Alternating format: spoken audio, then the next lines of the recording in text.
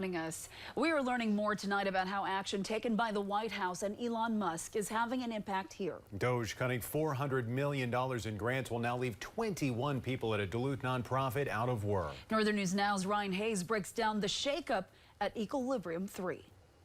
The news came Friday night at an Eco 3 work celebration that DOGE cuts would end 2 programs at the nonprofit. The programs that were cut on Friday night impact 21 Americorps members.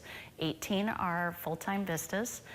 3 have been building the Energy Training Corps. Vistas aim to fight poverty, and the Energy Training Corps equips people with certification needs for careers in the energy efficiency industry. Eco 3 Executive Director Jody Slick was informed these 2 programs, quote, no longer effectuate agency priorities of Americorps. The nonprofit was instructed to immediately cease all activities related to funding awarded through Americorps. Another nonprofit impacted by the cut is Conservation Corps Minnesota and Iowa, or CCMI, which does work in our northern forests. It does just about everything and anything you can imagine.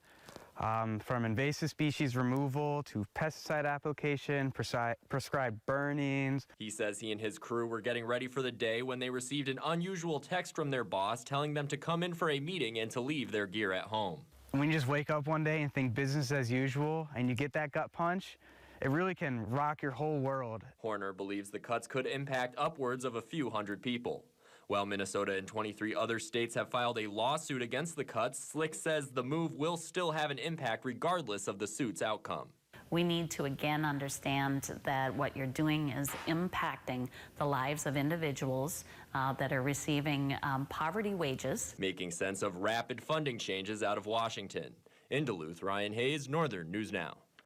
Eco 3 volunteers receive a living stipend of about $68 per day for their work. Since they're volunteers, they don't qualify for unemployment. The nonprofit has launched an emergency response fund to help those who've had their contracts terminated. We do have a link for that and anyone interested in at northernnewsnow.com. The impact of the DOGE cuts reach far beyond our area. Founded in 1993, Americorps oversees about 200,000 members and employs hundreds of people. The organization has now put 85% of its staff on administrative leave.